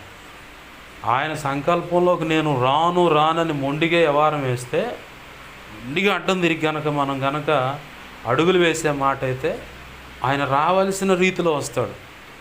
ఆయన రావాల్సిన రీతిలో వచ్చి ఇవ్వాల్సిన కోటింగ్ ఇస్తాడు. గతంలో ఒక అన్నయ్య కృపా మినిస్ట్రీస్లో పరిచయం చేస్తా శాలిమరాజు అన్న దగ్గరకు వచ్చాడు. ఆయన వచ్చినప్పుడు ఆయన ఇచ్చిన సాక్ష్యం, అయ్యా నేను డిగ్రీ దాకా చదివాను, డిగ్రీ పైచులకే చదివా, ఉద్యోగ ప్రయత్నం చేస్తున్నా, దేవుడేమో రక్షణకు రమ్మని నా సంకల్పం ఇది, నా సేవ చేయాలి, రా రా అని చెప్పని పిలుస్తూ ఉన్నాడు. నాకు ససేమిరా అదంటే ఇష్టం లేదు. నాకు ఇష్టం లేదు కాబట్టి ఆయన ఒక సైడ్ పిలుస్తుంటే నేను ఇంకో సైడ్ నడిచా. ఎక్కడికి పోయినా చివరికి నాకు తేలింది ఏంటంటే 10వ తరగతి కానించి దేవుడు నన్ను పోరాడుతూ ఉన్నాడు, నువ్వు నా సేవకురా, నువ్వు నా సేవకురా, నువ్వు నా సేవకురా అని. నాకు ఇష్టం లేదు, నేను స్వేచ్ఛగా బ్రతకాలి, నాకు నచ్చినట్టుగా ఉండాలి. ఆ సేవ అంటే అన్నీ చంపుకొని ఆడే కూర్చోవాలి. నాకు అస్సలు పొరపాటును కూడా గిట్టదు ససేం మీద. అసలు ఇది ఎవడు చేస్తాడు, ఎవడో పరిగమాలోడు చేస్తాడు తప్ప నాకెందుకు అని చెప్పని అనుకున్నా. 10వ తరగతి నుంచి ప్రభు మొదలుపెట్టాడు. ఇంటర్మీడియట్ చదివా, కొన్ని సబ్జెక్టులు ఫెయిల్ అయ్యా. మళ్ళీ సెకండ్ ఇయర్ చదివా, కొన్ని సబ్జెక్టులు ఫెయిల్ అయ్యా. మళ్ళీ ఆ తర్వాత డిగ్రీ దాకా అసలు ఏమీ లేదు, మొత్తం ఫెయిల్ అయ్యా. చివరికి తేలింది ఏంటంటే దేవుడు ఆయన సంకల్పంలోకి రాకపోతే చదువునైనా తీసేస్తాడు, ఒంట్లో ఉన్న శక్తినైనా తీసేస్తాడు, చివరికి మాట వినకపోతే మరణ పంచుల దాకా కూడా తీసపోతాడు. నాకు అర్థమై రక్షణ అనుభవంలోకి వచ్చి ఇవాళ సేవలోకి వచ్చాను, ఇట్లా నేను సేవ చేస్తున్నానని ఆయన సాక్ష్యం ఇచ్చాడు. జోసెఫ్ అనే ఒక పాస్టర్ గారు ఉండి, పాస్టర్ గారు వాళ్ళ అమ్మ బలిపీఠం దగ్గర వాక్యం చదువుతుంటే పాస్టర్ గారు వాళ్ళ మందిరంలో వాక్యం వినేదామా. అంత అయిపోయిన తర్వాత పాస్టర్ గారు ప్రార్థన చేయడానికి ముందుకు రమ్మంటే వచ్చి, పాస్టర్ గారు ఇలా వాక్యం బాగా చెప్పాను. అవునా, అయితే నువ్వు కాదు పాస్టర్ గారు, మా అబ్బాయి చెప్పింది వాక్యం అని. చివరికి అందరూ కలిసి ఏం చేశారంటే పిచ్చిదని ముద్రేశారు. కట్ చేస్తే చివరికి ఈరోజు ఆయన ఒక సేవకుడు, 2 చోట్లేమో 3 చోట్లేమో సేవ చేస్తూ ఉంది ఏంది. అయితే ఆయన అనుభవంలోకి రాకముందు ఉన్న సిచ్యువేషన్ ఏంటంటే పాస్టర్ గారు ఈ వాకిలు గుండా లోపలికి వస్తే ఈయనకి ఇంకొక వాకిలు ఉంది బయటికి పోవటానికి. తలకాయ నొప్పి లేనిపోయింది, వాళ్ళు వచ్చి తింటారు ఎందుకని చెప్పని పోయేవాడు బయటికి పోయి సరదాగా ఉండేవాడు, ముందేసి ఇక గందరగోళంగా ఉండేదంటే వ్యవహారం. చివరికి దేవుడు ఏం చేశాడంటే సేవకు రమ్మంటే రావట్లేదు, రక్షణ రమ్మంటే రావట్లేదని 2 కిడ్నీలకి పని పెట్టాడు. అయిపోయింది ఇక నువ్వు పోతావని చెప్పారంట డాక్టర్లు. తాగి లివర్లకి కిడ్నీలు దాకా తెచ్చుకున్నాంట. అయిపోయింది ఇక నువ్వు పోతావని చెప్పారంట. ఆడ బెడ్ మీద ఉండి ఇక మొర పెడుతున్నాను. మీకు ఇప్పుడు అర్థమైంది, ఇందాక మరణ పడకల దాకా తీసుకుపోతానంటే అది వ్యవహారం. ఎక్కడ దాకా పోతే ఆ వ్యక్తి స్త్రీ అయినా పురుషుడైనా వంగుతారు, నా వైపు తిరుగుతారు అనుకుంటే అక్కడ దాకా పోతాడు ఆయన. నువ్వు మళ్ళకున్న మొండికి తిరుగుతున్నా సరే నీ వెనకాల పడి తిరుగుతూనే ఉంటాడు. అందుకే నేను గతంలో కూడా చెప్పాను మీకు, ఒకడు ఎంత చెప్పినా ఒక ఆడకూతురైనా మగవాడైనా ఆడపిల్లైనా యవనస్తులు ఆడపిల్లైనా మగపిల్లైనా లేదా పెద్దలైనా ఇంట్లో వాళ్ళైనా ఎవరైనా సరే చెప్పిన మాట వినకపోతే చూస్తా నాకు విసుగు పుట్టి ప్రభు ఇక నా వల్ల కావట్లేదు కానీ నీకు అప్పచెబుతున్నా అని చెప్పని వదిలేస్తా. అందరితో చెప్పేది ఏంటంటే మొదటిగా దేవునికి కాలానికి అప్పచెప్పేది. ఇక అప్పుడు ఆయన కబడ్డీ మొదలు పెడతాడు. ఇక ఎటు కొడితే ఎటు వచ్చి పడతారో ఆయనకు బాగా తెలుసు. ఇక ఆయన చూసుకుంటాడు అనమాట. ఆయనకి అప్పుడప్పుడు చాలా విషయాలు అట్ట అప్పచెప్పి నేను మళ్ళీ అడ్డం తిరిగి ప్రార్థన చేయకపోతే నాకు చెప్పావుగా నన్ను చేయని నువ్వు ఆగాడు, సరే ప్రభా పొరపాటు అడ్డుగా వచ్చాను నన్ను క్షమించయ్యా అని చెప్పని, సరే నువ్వు ఎలా చేయాలనుకున్నా అలా చేసుకుని తీసుకురా అని చెప్పాను. వీళ్ళు ఇక మాట వినట్లేదంటే నాకు విసుగు వస్తుంది. అప్పుడప్పుడు బాగా విసుగు వచ్చినప్పుడు నాకు చాలా బాగా ఆలోచింపజేసే మాట ఏంటంటే జీవము కలిగిన దేవుని చేతిలో పడుట అమ్మో భయంకరం అని ఉంది మాట. ఆయన చేతిలో పడితే మంచానికి కోసాలు కదిలినప్పుడు అటు కిర్రు అంటది. ఆ టైపులో అన్నీ కదిలిపోసి ఏమి నష్టం అయిపోద్దో తెలియదు. డబ్బు నష్టమైపోవచ్చు, ఆరోగ్యం నష్టమైపోవచ్చు, ఏదైనా నష్టమైపోవచ్చు. ఆడదాకా వాళ్ళని అప్పచెప్పకూడదని చాలా పాకులు ఆడతా. ఇక వినేటట్లేదు ప్రభు ఇక నువ్వు చూసుకో అని చెప్పి ఆయనకు వదిలేస్తా. అట్లనే ఒక వ్యక్తిని ఆడకు దేశపోయి ఆడదాకా దేశపోతాడు ఆయనే. ఎట్లుంటుందంటే మనం పిల్లగాడిని కొట్టుకాడ దేశపోతాం, వాస్తవానికి వాడికి జలుబు చేసింది, పిల్లగాడికి జలుబు చేసింది, కారుతుంది. ఆడ కూతురైతే పాయిడి శంగుతో చిన్నగా తుడుతూ, మగోడైతే కచ్చిపుతో తోడుస్తాడు. వీడి ఇంట్లో నాకు ఆ చాక్లెటే కావాలని తీసుకుపోవచ్చు, ఆడదా తీసుకుపోయి చాక్లెట్ ఇప్పించి అక్కడి నుంచి దాన్ని కూడా తీసుకోవచ్చు. అవునా కదా? లేదా అక్కడ మిస్ అయినా ఇంటికి వచ్చి తిన్న తర్వాత కచ్చి కచ్చి అని చెప్తాం, పెట్టు మీద పడతాం.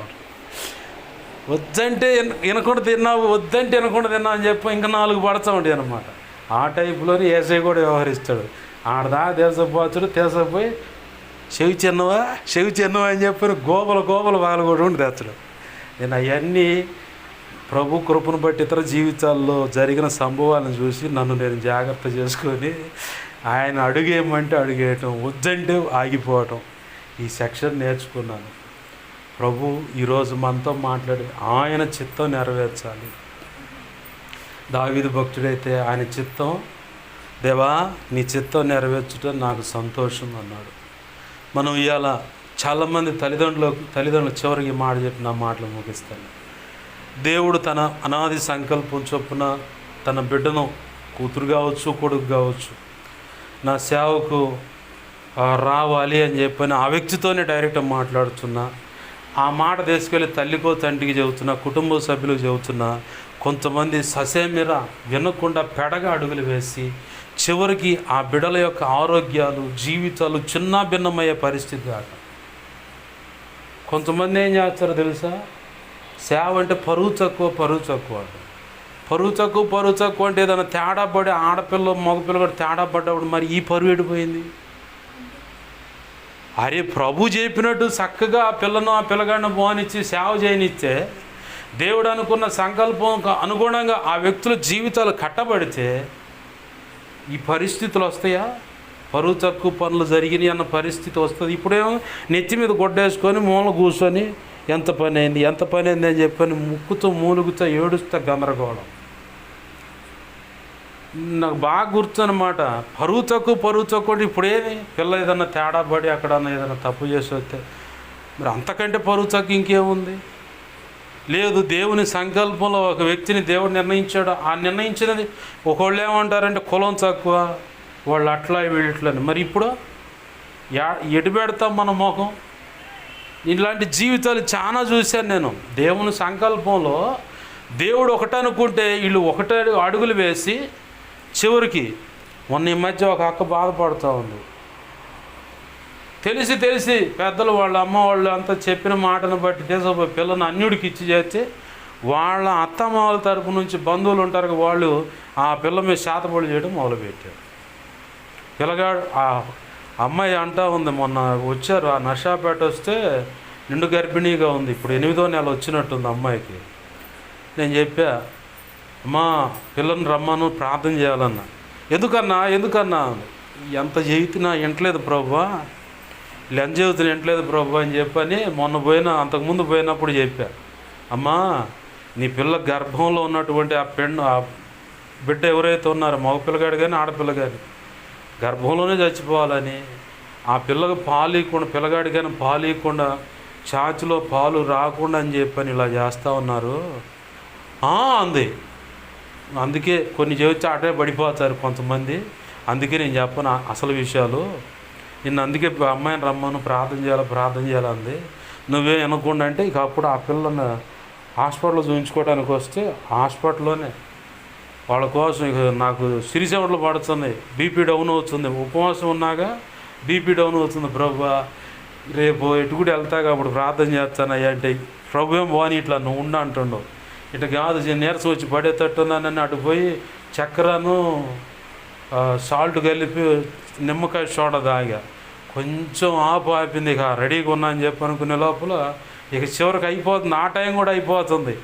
నా వల్ల కావట్లేదు ప్రభు అనుకునే లోపల ఇక పిల్లలు వచ్చారు, ప్రార్థన చేశా. అప్పుడు అమ్మాయి అంటది భర్త విషయంలో, పెళ్లి కాకముందు మనతో పాటు వచ్చి కూర్చొని చక్కగా ప్రార్థనలు ఎక్కిపించాడు, ప్రార్థన చేసి. ఇప్పుడు నువ్వు ప్రార్థన చేస్తుంటే అతనికి ఇష్టం లేదు, అందుకే అటు పెట్టిపోతా ఉన్నాడు, ముఖం ఒక రకం పెట్టుకుంటున్నాడు. ఇప్పుడు ఆ మాటలు బాగానే ఉంది, ఆ అమ్మాయి బాగానే ఉంది. ఇప్పుడు తల్లి ఎడుతుంది. దేవుని సంకల్పం రక్షించబడింది, ప్రార్థన ఆసక్తి కలిగింది. చివరికి అమ్మ తోడబుట్టినోడు మాటింది, పిల్లని దేశపాటు పెడితే ఇప్పుడు ఆ పిల్ల గొంతు కోసినట్టు పరిస్థితి. దేవుని చిత్తంలో ఉన్నప్పుడు ఆ మాటకు సరెండర్ ఆయన చెప్పినట్టు అడుగులు వేస్తే ఖచ్చితంగా దేవుడు ఆశీర్వదిస్తాడు. ఒకవేళ ఇటు ఇంటి నాన్న తరపోళ్ళు అమ్మ తరపోళ్ళు, ఒకవేళ నువ్వు ఒక ఆడకూతురు అయ్యి తల్లికి నీ బిడ్డలు ఉన్నట్లయితే నీ తల్లి తరపు తండ్రి తరపు లేదా భర్త తరపోళ్ళు ఇంకెవరో దూరపు చుట్టం ఎవరో ఒకళ్ళు వాళ్ళు అట్టంటారు వీళ్ళు ఇట్టంటారు అని ఫీల్ అయితే మరి ఇప్పుడు ఏమవుతుంది? ఇప్పుడు తేడా పడిచి ఇప్పుడు ఏడుస్తుంది నువ్వు ఒక్కదానివేగా. ఇప్పుడు అట్టంటారు ఇట్టంటారు అనుకున్నవాడు ఇట్ట ఏడు పెట్టి కాకులు పొడిచినట్టు కాకి కూడా బలి పొడుతుంది. ఆర్ఆర్కే మూర్తి గారు ఒక మాట మంచి మాట ఇచ్చిపోయింది ఆయన. రేయ్, రాబంధులన్నా నయం రా బంధువుల కంటే. రాబంధువులు ఆ కళాబరం మీద పడి లేదంటే ఆ పశువు మీద పడి మాంసం అంతా లాకపోతాయి, చివరికి ఎముకలైనా ఉంచుతాయి. ఈ బంధువులు అట్ట కాదురు, ఆ ఎముకలను కూడా పిప్పి చేస్తారు, సున్నం చేస్తారు, ఆ పొట్టు కూడా కనపడకుండా చేస్తారు.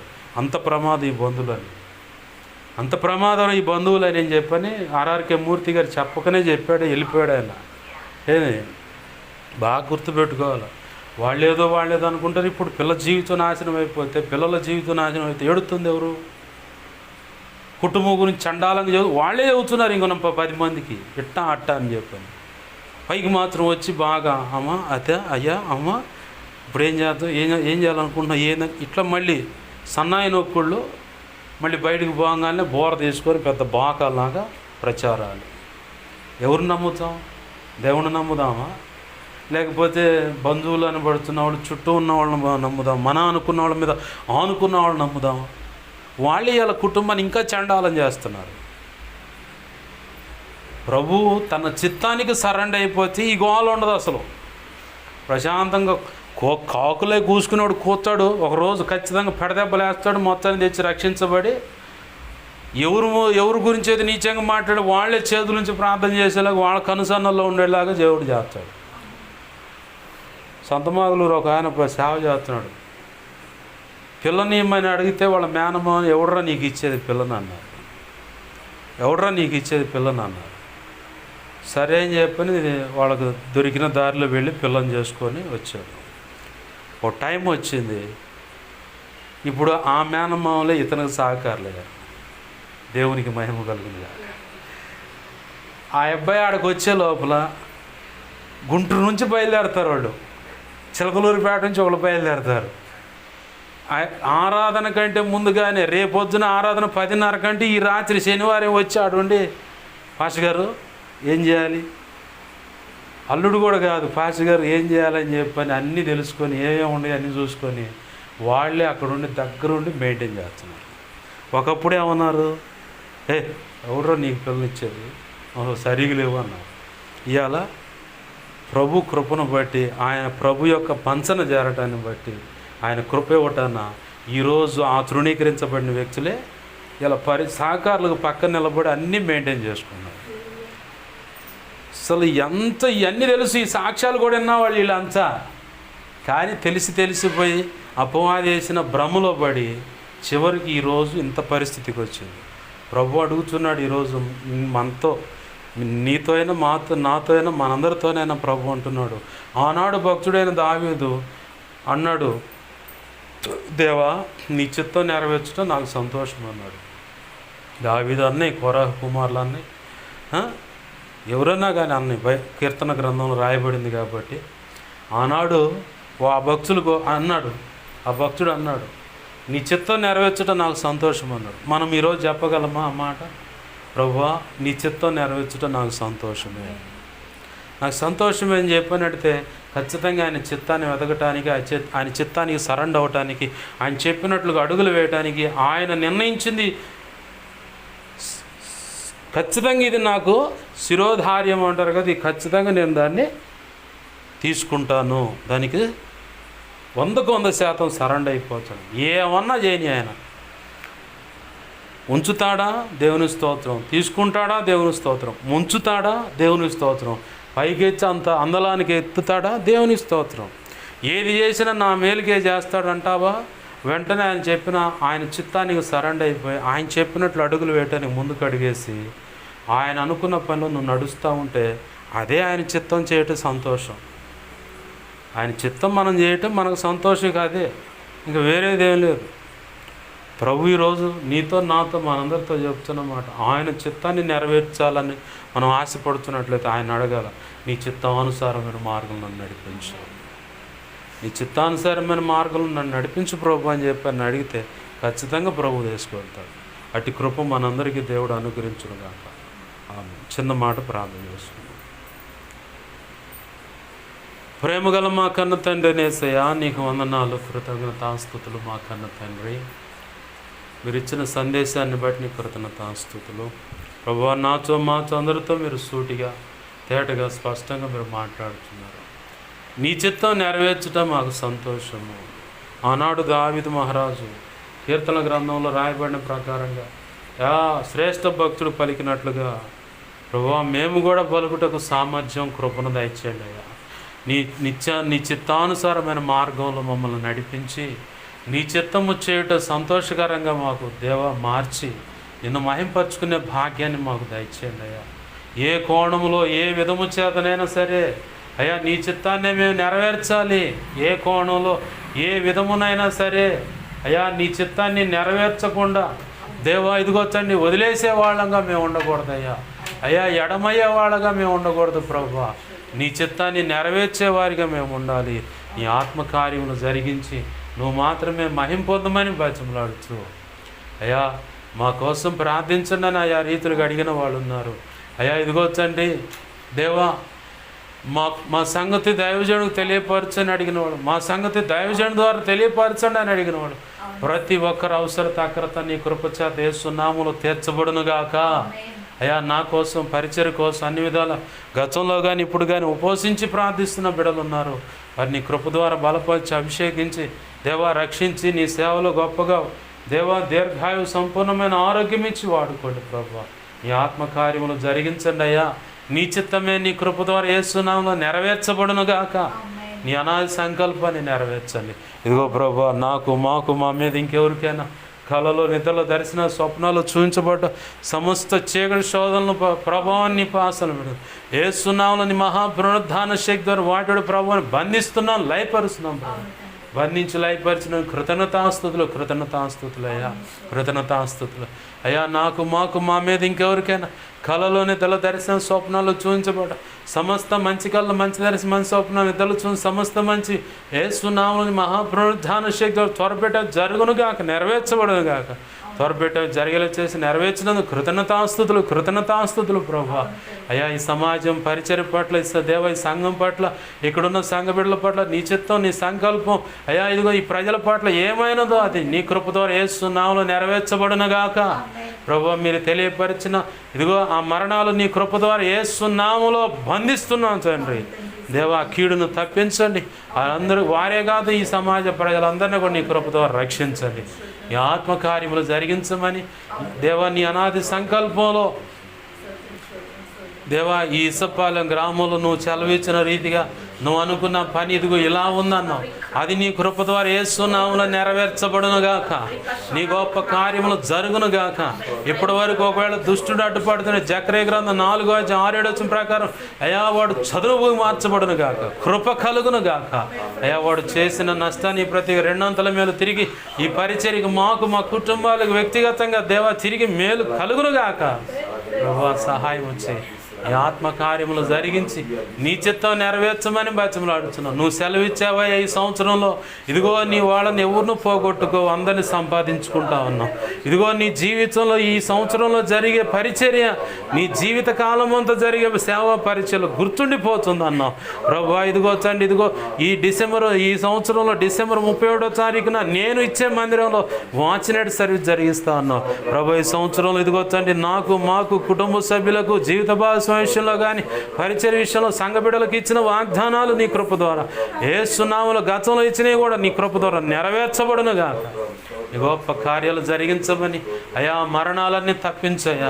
ఆత్మహత్య అనే ఆలోచనలు ఎంతమంది ఉన్నారు వారు యేసు నామములో విడిపించబడునుగాక.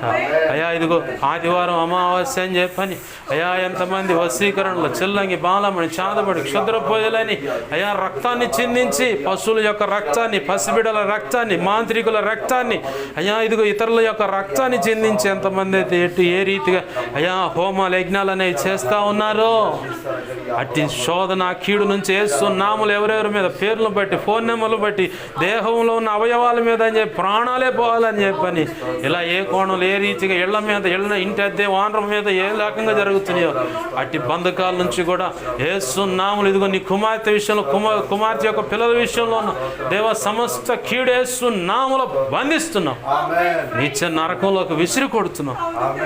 ఇప్పుడే అక్కడ అవి యేసు నామములోని మహాపునరుద్ధాన శక్తి ద్వారా లయమైపోనుగా. అట్టి వాటిని ఆశ్రయించిన వ్యక్తులు చేస్తున్న వ్యక్తుల విషయంలో పంపించబడుతున్న వాటి విషయంలో యుద్ధం యెహోవాదే. యేసు నామములో పరిపూర్ణమైన సంపూర్ణమైన విడుదల ప్రకటిస్తున్నాం ప్రభువా. అయ్యా విజయవాడలో నా పసికందును జ్ఞాపకం చేసుకో. ఆ గుండెకి రంధ్రం ఉందని ఒక రక్తనాళం కనబడతలేదని ఇలా అన్నారు. అయ్యా నేను కొన్ని మాటలు నీ కృప ద్వారా చెప్పాను. నీ దాసుడు చెప్పబడిన మాటల ప్రకారం ఆ బిడ్డ జీవితంలో అద్భుతం జరుగునుగాక, అది నీ చిత్త ప్రకారమే జరుగునుగాక. ప్రభు సహాయం చేయి. ఇదిగో తండ్రి ఇక్కడ ఎంతో మంది రక్షించబడవలసి ఉంది ప్రభు. అయ్యా నీ కుటుంబాలు అడుగులు పెట్టి ప్రార్థన చేయించావయ్యా, వాళ్ళందరినీ కూడా దర్శించి రక్షించు దేవా. సహోడు యెహోషువను కూడా దర్శించు, తన భార్యను దర్శించి రక్షించు. నీ చిత్తమే తిరిగి ప్రభు సంఘంలో చేర్చబడ్డానికి సహాయం చేయి. ఆ కుటుంబాలను ఆశీర్వదించు ప్రభు. అయా శాంపాలను దర్శించు దేవా. బిడ్డను పట్టుకురండి ప్రభు, నీకు స్తోత్రాలయ్యా. నీవు అనుకున్న జరిగించండి ప్రభు. ఈ వారంలో ఉన్న ప్రయాణాల్లో మీరు చూడండి, ఆదివారపు ఆరాధనలో మీరు చూడే ఉండు ప్రభు. సమస్త విషయాల్లో మీ కృపను గురించి నీ కార్యములు జరిగించి నీ చిత్తం నెరవేర్చిన మాత్రం మహిమ పొందమని ప్రతి పరిస్థితి చూస్తున్న దేవుడవు. సంఘ బిడ్డల రెక్కల కష్టార్జితాన్ని ఆశీర్వదించు. వారు చేస్తున్న పనుల్లో తోడే ఉండు, పిల్లల చదువుల్లో ఉద్యోగాల్లో తోడే ఉండు. అయా స్కూల్ చదువు కాలేజ్ చదువులు తోడే ఉండు. సోషల్ మీడియా ద్వారా వెంబడిస్తూ వాక్యాన్ని విని బలపడుతున్న వారిని కూడా ఆశీర్వదించి నీ కృపలో వర్ధిల్లచేయమని, సమస్త విషయాల్లో కృపా కార్యములు జరిగించమని, మరొక సంవత్సరమును దయాకిరీటం మీరు అనుగ్రహించినందుకు కృతజ్ఞతాస్తుతులు చెల్లిస్తూ అయా గడిచిన కాలం అంతా కాపాడిన దేవా, ఇక ముందు కాలంలో కూడా నువ్వు కాపాడుచున్నందుకు నీ కృతజ్ఞతాస్తుతులు చెల్లిస్తూ అయా నీకు కృతజ్ఞతాస్తుతులు చెల్లిస్తూ ఇదిగో తండ్రి యెషయా గ్రంథము 62వ అధ్యాయంలో దేవా ఇదిగో తండ్రి 62, 63, 64 వచనాల భాగంలో చెప్పబడిన మాట ఇదిగో అనేక తరములకు ఆశీర్వాదకరంగాను దేవా ఇదిగో తండ్రి శోభాతిశయ కారణముగా అని చెప్పి నువ్వు చెప్తా ఉన్నావు. నీ గొప్ప కార్యాలయ్యా, నీ గొప్ప కార్యాలు జరిగించండి అయ్యా. నీ చిత్తం నెరవేర్చండి ప్రభు, నీ సంకల్పం నెరవేర్చండి అయ్యా. దేవా దేవా దేవా కార్యము జరిగించండి అయ్యా. దేవా నీకే వందనాలు, కృతజ్ఞతాస్తుతులు చెల్లిస్తున్నాం ప్రభు. అయా నీకే వందనాలు తండ్రి, నీకే స్తోత్రాలు ప్రభు. నీకే మహిమ ఘనత ప్రభావాలు ఆరోపిస్తున్నాం ప్రభు. నీకే వందనాలు ప్రభు. అయా నీకే స్తోత్రాలు చెల్లిస్తాను తండ్రి. దేవా నీకే వందనాలు ప్రభు, నీకే వందనాలు. సర్వోన్నతుడైన మా తండ్రి నీకే స్తోత్రము తండ్రి. దేవా కనికరించండి, నీ కార్యములు జరిగించండి అయ్యా. నీకే వందనాలు. బిడ్డ జీవితంలో అద్భుతం చేయదుగాక, నీ గొప్ప కార్యాలు జరిగించమని, నీ చిత్తం నెరవేర్చిన మాత్రమే మహిమ పొందమని బహుతరములకు దేవా ఇదిగో తండ్రి దేవా శోభాతిశయ కారణంగా నువ్వు చేస్తానంటున్నావు ప్రభా. వాగ్దానాన్ని కృప ద్వారా దేవా ఇదిగో తండ్రి నెరవేర్చని నీ కార్యములు జరిగించండి అయ్యా. నువ్వు మాత్రమే మహిమ పొందమని బతిమలాడుతున్నావు తండ్రి. కార్యము జరిగించడం మాత్రం మహిమ పొందమని మా ప్రియుడును మా రక్షకుడైన యేసే ఉన్నతనంత శక్తిగల నామంలో ప్రభు పాటల పరిచయను ఆశీర్వదించండి అయ్యా. ఇదిగో పాటలు రికార్డింగ్ చేయడానికి దేవా ముందుకు వెళుతుండగా అయ్యా ఇదిగో మ్యూజిక్ డైరెక్టర్ మీ స్వాధీనం తీసుకోండి అయ్యా. నీకు నచ్చిన సంగీతం అతను సమకూర్చున్నట్లు సహాయం చేయి అయ్యా. రఫ్ టేక్ పాడేటప్పుడు కానీ ఫైనల్ టేక్ పాడేటప్పుడు కానీ నీ కృప ద్వారా ఇదిగో తండ్రి చక్కగా పాడి నిన్ను మహింపరచడానికి కృపను దయచేయి. నీ చిత్త ప్రకారం అదిగో తండ్రి ఆ మ్యూజిక్ డైరెక్టర్ దగ్గర 2 పాటలు ఉన్నాయి.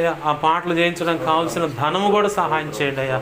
ఇంకా అనేక పాటలు ఉన్నాయి, అవి కూడా చేయడానికి సహాయం చేయండి అయ్యా. సేవకుల విషయంలో పాట రాయించు, ఆ పాట కూడా రికార్డింగ్ చేయించడం నిశ్చిత్తమే సహాయం చేయి. లేదా కంజర మీద పాడి ఫైనల్ చేసి అయ్యా నీ ప్రజల ముందుకు తేవటం నిశ్చిత్తమైతే అలాగ జరిగించడానికి సహాయం చేయమని నీవే తోడు నడిపించు. నువ్వు మాత్రం మహిమ పొందమని బతిమలాడుతూ మా ప్రియుడును మా రక్షకుడైన యేసే ఉన్నతనంత శక్తిగల నామమును అడిగి వేడుకొని ప్రార్థించి సమస్తం పొందుకొని 2 తిమోతి 1:12 ప్రకారం ఈ ప్రాంతంలో ఏకమిస్తున్న ప్రతి ఒక్కరిని దీవించి ఆశీర్వదించి నీ కృపాస్తాలకి పరిచర్యను సంఘాన్ని సంఘ బిడ్డలను సమస్తాన్ని అప్పచెబుతూ యేసు నామములో ప్రార్థించి సమస్తం పొందుకొని మహిమపరచుకున్నాం మా తండ్రి. ఆమేన్. ఇప్పుడు మన తండ్రి అయిన దేవుని ప్రేమయు, ఆయన ప్రియకుమారుడైన యేసుక్రీస్తు వారి కృపయు, పరిశుద్ధాత్మ దేవుని అన్యోన్య సహాయ సహవాసము సమకూడిన, అలాగే ప్రార్థనలు ఏకీవిస్తున్నా, ఇక ముందు ఏకీవించిన, అలాగే సార్వత్రిక సంఘంలో ఉన్న సకల పరిశుద్ధులకు, ప్రభు ఇచ్చిన పరిచర్యకు, సంఘానికి, సంఘ బిడ్డలకు కలిగిన చరస్థిరాస్తులు, పసిబిడ్డ పెద్దల వారి సమస్తానికి నిత్యత్వము చేరు పర్యంతం సదాకాలము చూడండి ప్రభువే కాపాడి నడిపించునుగాక. ఆమేన్. యేసు రక్తమున కేచే, ప్రభు యేసు రక్తమున కేచే, ప్రభు యేసు నామమున సంపూర్ణమైన విజయం కలుగునుగాక. ఆమేన్. అపవాది వాడి దోతలు, చీకటి, అంధకార శక్తుల క్రియలు, అవి ఎంత ప్రమాదకర మంత్ర ప్రయోగాలు వాటి అన్నిటికీ అనంతనాశనం, సర్వనాశనం, నిత్యనాశనం కలుగును గాక. ఆమెన్. యేసు రక్తమునకే జయము జయము జయం. యుద్ధము యెహోవాదే. ఆమెన్. హల్లెలూయా, హల్లెలూయా, హల్లెలూయా. అందరికీ వందనాలు. ప్రభు యొక్క మహా ఉచిత కృప మనందరికీ తోడేవుడి నడిపించునుగాక. ఆమెన్.